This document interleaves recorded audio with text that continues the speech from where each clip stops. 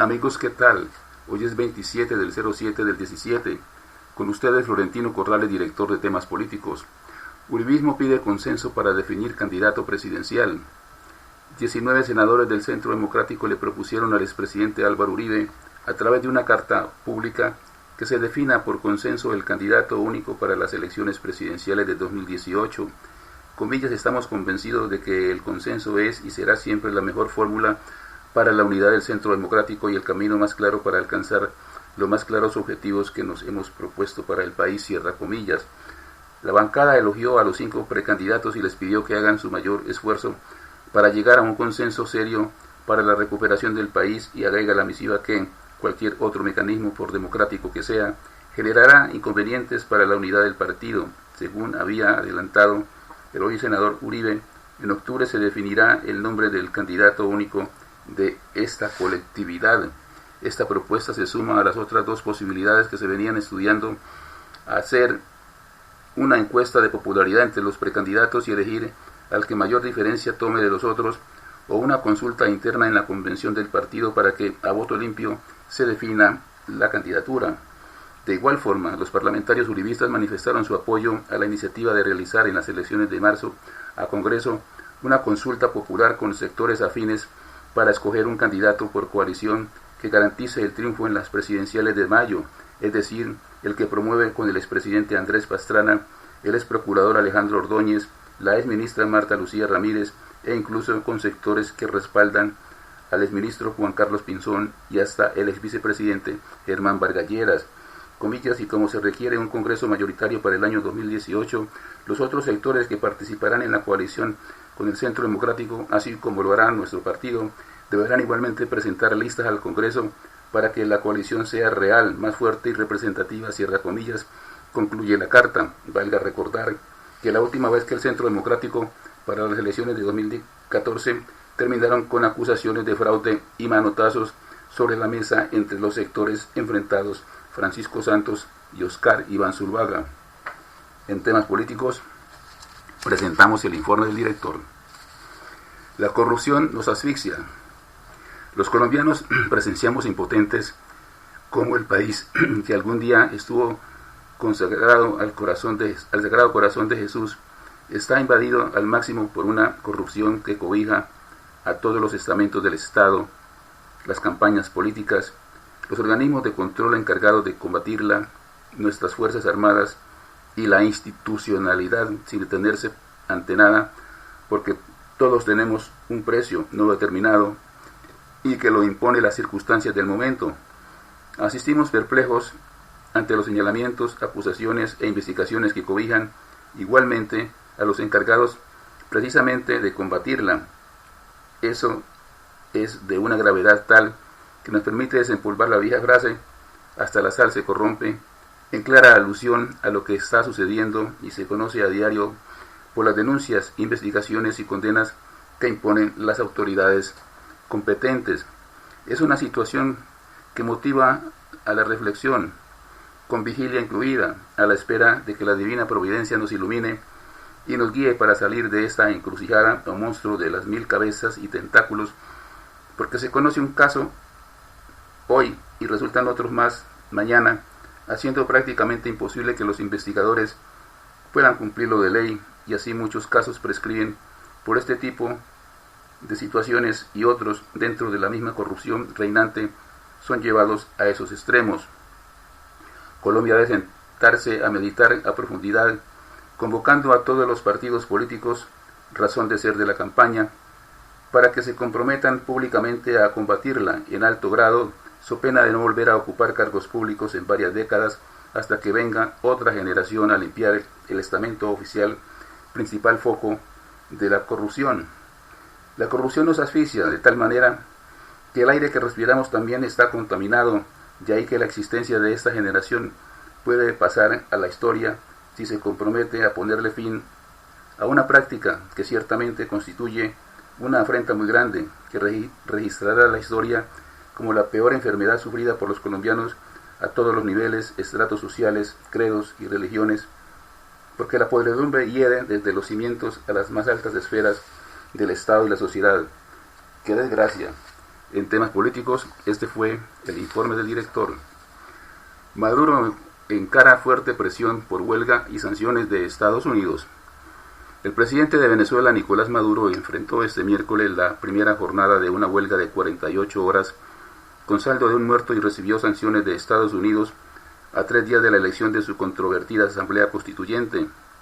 En medio de una creciente presión internacional, Estados Unidos anunció sanciones contra 13 funcionarios bajo la advertencia de que quien se sume a la Constituyente quedará expuesto a potenciales penalizaciones. El mandatario calificó la medida de insolente en un acto público en el que condecoró a los sancionados con una réplica de la espada del héroe de la independencia Simón Bolívar. Comillas, los hijos de Bolívar no se rinden, cierra comillas, clamó. Mientras tanto, la convulsión en las calles era mayor. Militares y policías lanzaron andanadas de perdigones y bombas lacrimógenas contra manifestantes que los enfrentaron con piedras y cócteles molotov en Caracas y otras ciudades. En Ejido, en el occidental estado Mérida, un hombre de 30 años murió durante una manifestación, elevándose a 104 los fallecidos en 4 meses de protestas que exigen la salida de Maduro. Miles han resultado heridos y detenidos, con un centenar de arrestos este miércoles.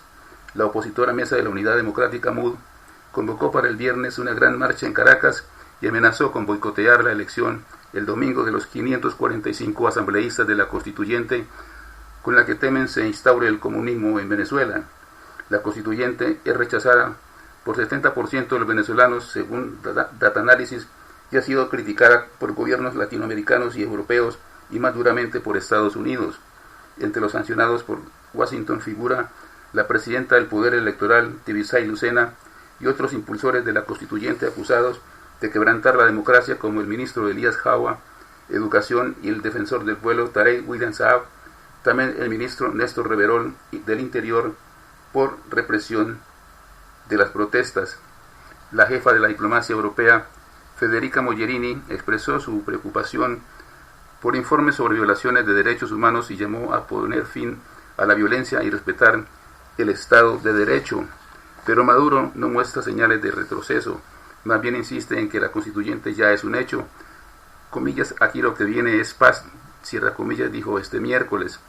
La MUD no participará en la Constituyente, alegando que no fue convocada en referendo y que el sistema de elección fue diseñado para que el gobierno la controle y haga una carta magna a su medida que garantice su permanencia en el poder. La fiscal general Luisa Ortega, veterana chavista que rompió con Maduro, advirtió que será un golpe, que será un cheque en blanco, y llamó a los venezolanos a jugarse todo para detenerla.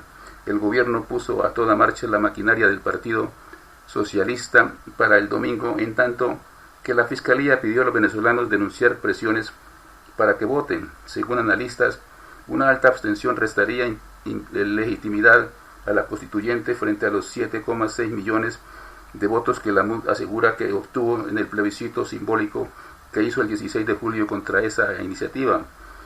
Ya basta de la apatía, cada vez estamos peor, con colas y escasez, no más dictadura. En Bello Campo, este de Caracas, los choques fueron más duros y se mantuvieron hasta el final de la tarde. Una lluvia de piedras, botellas y otros objetos le cayó desde edificios de viviendas a un contingente de militares, con barricadas de escombros en las calles, comercios cerrados o confinados en sus casas. Los opositores cumplieron la primera jornada de la huelga. Ya basta de la apatía, cada vez estamos peor, con colas y escasez. Pienso estar las 48 horas de huelga, declaró María Auxiliadora, vecina del acomodado sector de Chacao, bastión opositor. En el centro de Caracas y otras ciudades, seguidores de Maduro se concentraron en apoyo a la Constituyente. La oposición está en contra del pueblo, tratando de destrozarnos a todos, se quejó Reinaldo Alfonso, quien abrió su peluquería en Catia, popular barrio del oeste de la capital. Muchos venezolanos se abastecieron antes de alimentos y miles cruzaron a pie la frontera con Colombia para aprovisionarse o salir del país ante la incertidumbre de lo que pueda pasar. Maduro enfrenta también el malestar de muchos venezolanos por la profunda crisis económica en que cayó el país, donde la comida y las medicinas escasean y los precios suben todas las semanas. La patronal Fedecámaras y las principales centrales obreras apoyan la huelga, pero la vital industria petrolera operaba en completa normalidad, según Eulogio del Pino, presidente de la estatal PDVSA. Muchas empresas extranjeras han salido del país. La aerolínea Avianca anunció este miércoles la suspensión de vuelos de Caracas a Bogotá y Lima, como ya lo han hecho muchas otras. Juan Carlos Pinzón renuncia al partido de la U. En carta dirigida al secretario general del partido de la U, el exministro Juan Carlos Pinzón presentó la renuncia formal a esta colectividad para liderar un esfuerzo ciudadano para llegar a la presidencia en el año 2018. En su carta, Pinzón resaltó la importancia de los partidos políticos, pero señaló que Colombia requiere romper la polarización que tanto daño le está causando a la nación y que le impide atender y solucionar los problemas que aquejan directamente a las personas en todo el territorio nacional.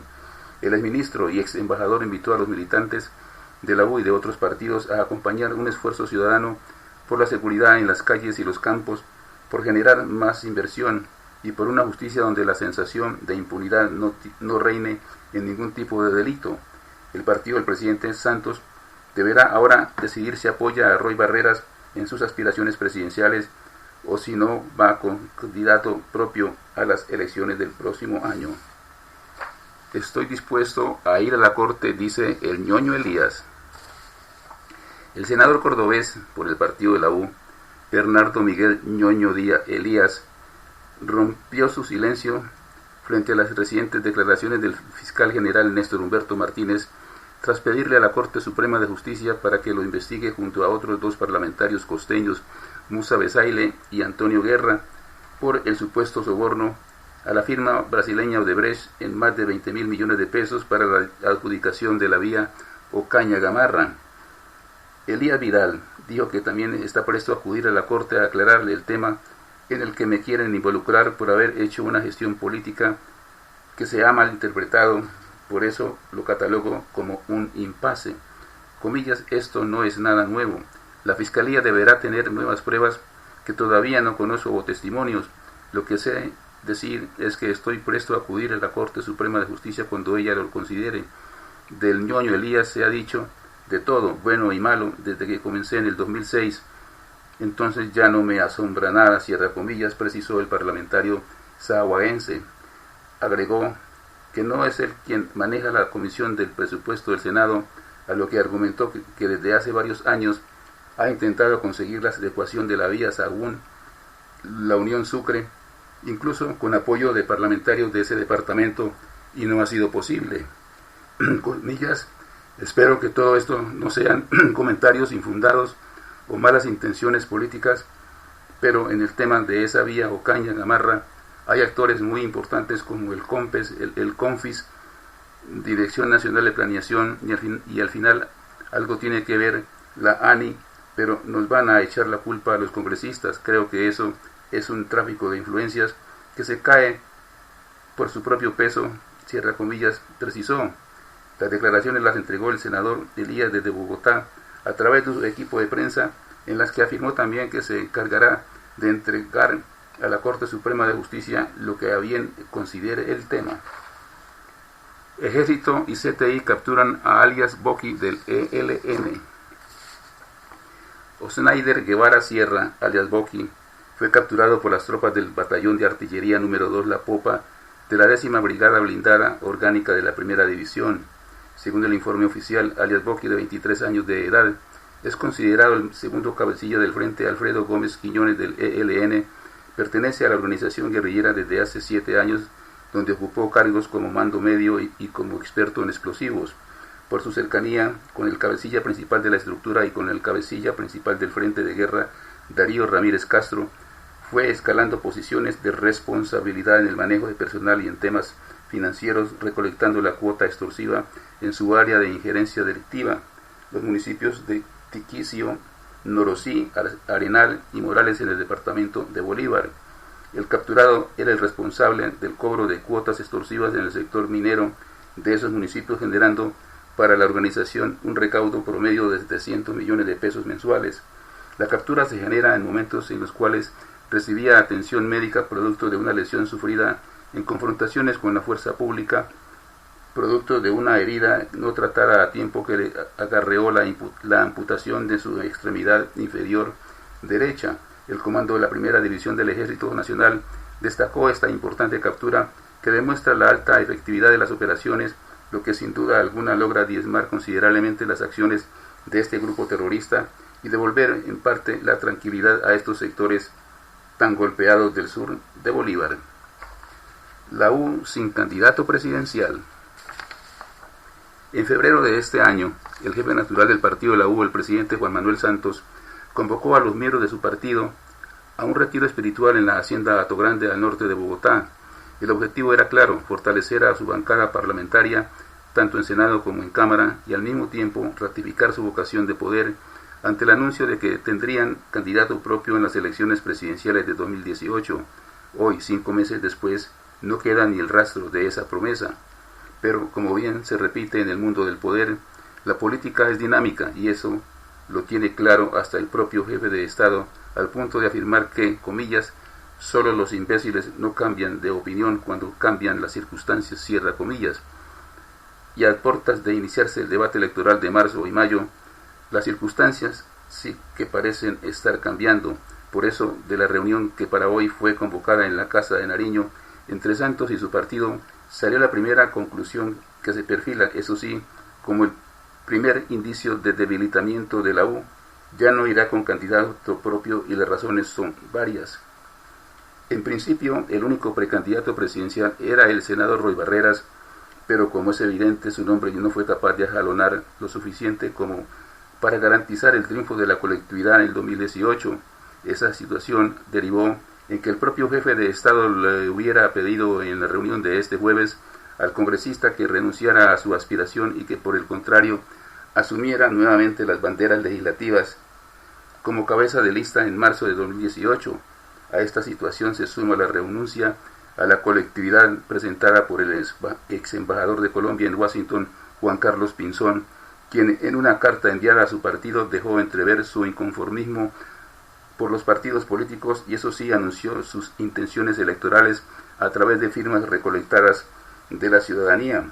Es de recordar que Pinzón en principio había sonado como uno de los precandidatos de la U, pero su llegada al país demostró una postura absolutamente crítica al gobierno y al acuerdo de paz, lo que derivó en un fuerte distanciamiento con su padrino político, el presidente Santos.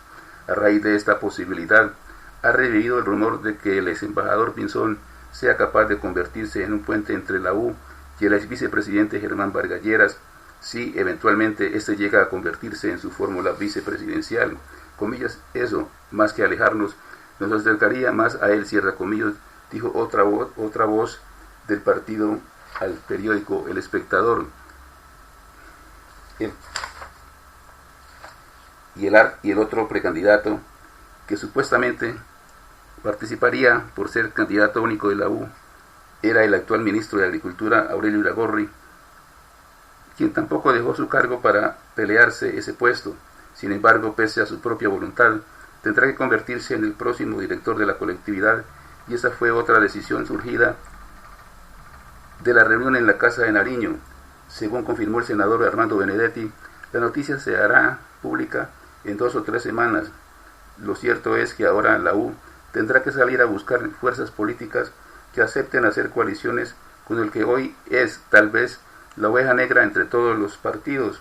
No tiene candidato único, ni tampoco un atractivo fuerte que logre atraer a otros dirigentes que quieran participar de la contienda electoral de 2018. La U con futuro incierto por casos de corrupción y salida de Pinzón. La U, partido de poder definitorio en 3 contiendas presidenciales 2006, 2010 y 2014, pasa hoy por uno de sus peores momentos con la acusación de corrupción a 2 de sus principales electores, los senadores Musa Besaile y Bernardo Ñoño Elías, y la salida de sus toldas del precandidato presidencial Juan Carlos Pinzón.